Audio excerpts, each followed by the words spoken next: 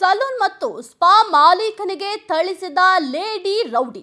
Cigarette ಸೇದುತ್ತಾ ಹಲ್ಲೆಯನ್ನ ಮಾಡಿದ್ದಾಳೆ ಈ ಮಹಿಳೆ ಮತ್ತು ಆಕೆಯ ಗ್ಯಾಂಗ್. ಅಮೃತಹಳ್ಳಿ ಪೊಲೀಸ್ ಠಾಣಾ ವ್ಯಾಪ್ತಿಯಲ್ಲಿ ನಡೆದಿರುವಂತಹ ಘಟನೆ ಇದು. ಸಲೂನ್ನಲ್ಲಿ ಹಲ್ಲೆ ಮಾಡಿ ಕಿಡ್ನಾಪ್ ಅನ್ನ ಮಾಡಿರುವ ಆರೋಪ ಕೇಳಿಬಂದಿದೆ.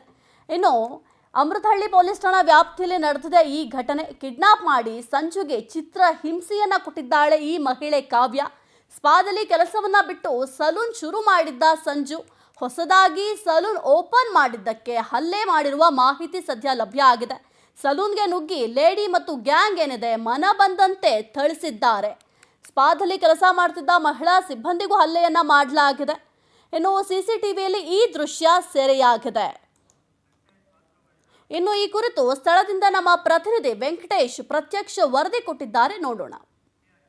ಸಿನಿಮಾ ಶೈಲಿಯಲ್ಲಿ ಸ್ಪಾ ಒಳಗಡೆ ನುಗ್ಗಿದ ಲೇಡಿ ಗ್ಯಾಂಗ್ ಒಂದು ಮ್ಯಾನೇಜರ್ ಮೇಲೆ ಮನಸೋ ಇಚ್ಛೆ ಹಲ್ಲೆ ಮಾಡಿ ಕಿಡ್ನಾಪ್ ಮಾಡಿರುವಂತಹ ಘಟನೆ ವರದಿಯಾಗಿರುವಂಥದ್ದು. ಘಟನೆ ನಡೆದಂಥ ಸ್ಥಳ ಅಮೃತಹಳ್ಳಿ ಪೊಲೀಸ್ ಠಾಣಾ ವ್ಯಾಪ್ತಿಯ royal life unisex salon and spa ಅಂತ ಹೇಳಿ ಈ ಒಂದು ಸ್ಪಾನಲ್ಲಿ ನಿನ್ನೆ ಮನು ಅನ್ನುವಂಥವರು ಕೆಲಸವನ್ನು ಮಾಡ್ತಿರ್ತಾರೆ. ಆ ಸಂದರ್ಭದಲ್ಲಿ ಸ್ಮಿತಾ, ಕಾವ್ಯ ಹಾಗೂ ಮೊಹಮ್ಮದ್ ಹಾಗೂ ಇಬ್ಬರು ಅಪರಿಚಿತ ವ್ಯಕ್ತಿಗಳು ಬಂದು ಆತನ ಮೇಲೆ ಮನಸೋ ಇಚ್ಛೆ ಹಲ್ಲೆಯನ್ನು ಮಾಡ್ತಾರೆ. ಹಲ್ಲೆ ಮಾಡಿದ ನಂತರ ಒಂದು ಕಾರ್ನಲ್ಲಿ ಕೂಡ ಆತನನ್ನು ಕಿಡ್ನಾಪ್ ಮಾಡ್ಕೊಂಡು ಹೋಗಿ ಇಡೀ ರಾತ್ರಿ ಆತನ ಮೇಲೆ ಹಲ್ಲೆಯನ್ನು ಮಾಡ್ತಾರೆ. ಇದಾದ ಬಳಿಕ ಆತನ ಪತ್ನಿ ಒಂದು ದೂರನ್ನು ಕೊಡ್ತಾರೆ. ದೂರಿನ ಆಧಾರದ ಮೇಲೆ ಪೊಲೀಸರು ತನಿಖೆ ಮಾಡಿದಂತಹ ಸಂದರ್ಭದಲ್ಲಿ ಈ 3 ಜನರನ್ನು ಕೂಡ ಈಗ ವಶಕ್ಕೆ ಪಡೆದು ವಿಚಾರಣೆಯನ್ನು ಮಾಡ್ತಾ ಇದ್ದಾರೆ. ಈ ಘಟನೆಯ ಹಿನ್ನೆಲೆಯನ್ನು ನಾವು ನೋಡೋದಾದರೆ ಈ ಮನು ಅನ್ನುವಂತಹ ವ್ಯಕ್ತಿ ಏನಿದ್ದಾರೆ, ಈ ಹಿಂದೆ ಈ 3 ಜನ ಆರೋಪಿಗಳೇನಿದ್ದಾರೆ ಅವರ ಬಳಿ ಕೂಡ ಒಂದು ಸ್ಪಾನಲ್ಲಿ ಮ್ಯಾನೇಜರ್ ಆಗಿ ಕೆಲಸವನ್ನು ಮಾಡ್ಕೊಂಡಿದ್ರು.